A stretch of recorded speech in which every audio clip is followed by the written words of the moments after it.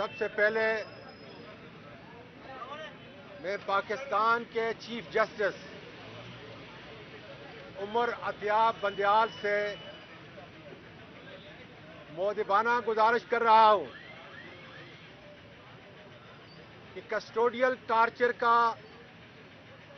جو کیس میں نے سپریم کورٹ میں دائر کیا ہے وہ آپ کے ہیومن رائٹ سیل کے اندر موجود ہے. اس کیس کو انصاف کے تقاضے پورے کرنے کے لیے آپ چلائیں، اس لیے کہ میرے مجرم جنرل باجوہ کی ہدایت پر major general Faisal, brigadier Faheem اور دوسرے اداکار اس کے اندر شامل ہیں. اے میرے ملک کے لوگوں، جہاں جہاں سن رہے ہو، 76 سالہ بزرگ کو دنیا کی ہر سوسائٹی عزت دیتی ہے، اپنے سینے سے لگاتے ہیں، اور یہاں چند اداکار جن کو ہم نے اپنے ٹیکس کے پیسے سے اپنی حفاظت کے لیے رکھا ہوا ہے، اپنی کرپشن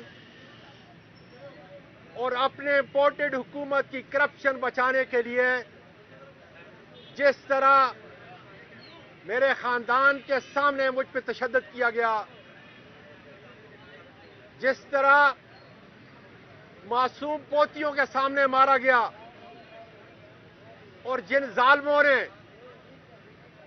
جن سے میری فوج کا کوئی تعلق نہیں ان کا نام استعمال کر رہے ہیں، آئی ایس آئی کے ان لوگوں نے ایف آئی اے سے لے کر 1.5 گھنٹہ تک جس طریقے سے مجھے مارتے رہے، میرے پاکستان کے لوگوں، میری بیٹیوں، میری بہنوں، ان سے انتقام لینا انشاءاللہ آپ کا اولین فرض ہے. آج پاکستان کو جس نہج پہ کھڑا کر دیا ہے، آج انٹرنیشنل ہیومن رائٹ بھی باقاعدہ طور پہ یہ کہہ رہا ہے کہ آئی ایس آئی جو ہماری عزت ہے، مگر چند لوگ ان میں جن کا دیا جنرل حمید گل نے دیا تھا کہ یہ کالی بھیڑیں ہیں، ان کالی بھیڑوں نے میرے ملک کی معیشت، معاشرت، اخلاقیات تباہ کی. آج وقت آ چکا ہے کہ ہم اپنی سپریم کورٹ کے ساتھ کھڑے ہوں، قانون اور آئین کے ساتھ کھڑے ہوں. میں وکلا برادری کو کہتا ہوں، جس طرح اعتزاز حسن نے، علی احمد کرد نے، قاضی انور نے، رشید رضوی نے، یہ سارے ہماری عزت کے وکلا جنہوں نے عدلیہ کو آزاد کیا. آج وقت ہے اس بات کا کہ ان لوگوں کو جو تشدد، ظلم، کسٹوڈیل ٹارچر کر کے آج ساری دنیا میں اپنا نام پیدا کر چکے ہیں، پاکستان کی افواج کی تذلیل ہو رہی ہے. یہ مودی کا ایجنڈا تو ہے، لیکن ہمارا یا پاکستان کے کسی شہری کا نہیں،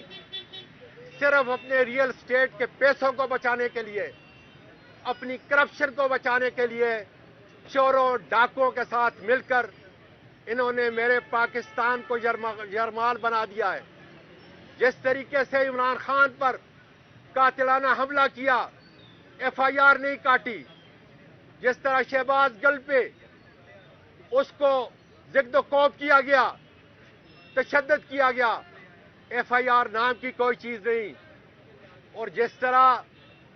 مریم کے سر پہ انہوں نے ہاتھ رکھا ہے، اللہ کی قسم یہ جان چلی جائے گی، لیکن انشاءاللہ جہاد میں ایک ایک قدم اللہ کے فضل سے پاکستانیوں کے ساتھ جاری رکھیں گے. جس طرح معصوم زلیخا کو شہید کیا گیا، اس پہ فواد چودھری صاحب بڑی تفصیل سے بات کریں گے، لیکن ایک معصوم کا قتل میرے مذہب کے اندر پوری انسانیت کا قتل ہے، اور جس طریقے سے وہ مسکرا رہے تھے، ان پہ اللہ کی لعنت ہے۔ میرے دوستو، شعیب شیخ کو جس بونڈے طریقے سے گرفتار کیا گیا، آج کچھ لوگوں نے یہاں پر ہمارے میڈیا کے اوپر جس طریقے سے حملہ کیا ہے، میں اس کی مذمت کرتا ہوں۔ ہم قطعاً اس بات کی اجازت نہیں دیں گے کہ میڈیا جو ہماری آواز ہے، ہماری عزت ہے، ہماری غیرت ہے، اس کے کارکنوں پر کسی قسم کا کوئی حملہ کیا جائے۔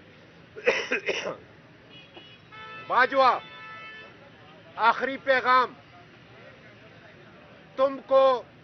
اللہ نے عبرت کا نشان بنا دیا ہے۔ ایک ایک گھنٹہ